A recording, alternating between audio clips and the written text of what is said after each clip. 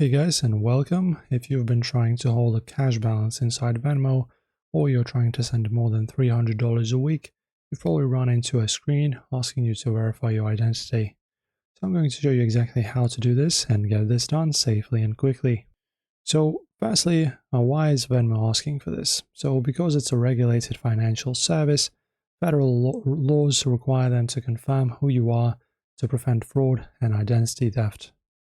So by taking 2 minutes to verify, you unlock the ability to keep a Venmo balance, use a physical debit card, and dramatically increase your weekly sending limit from a basic $300 up to $16,000 a week. Alright, so grab your phone, open up Venmo and tap on the Me tab. Then tap on the settings. So here's Me, then you go to settings.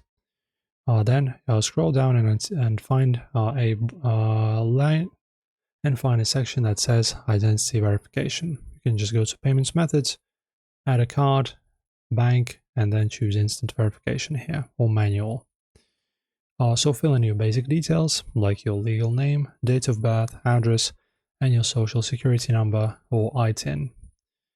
Then guys, finally use your phone's camera to upload a clear photo of your government issued ID like a driver's license or passport. And make sure that all four corners of the ID are visible and there's no glare.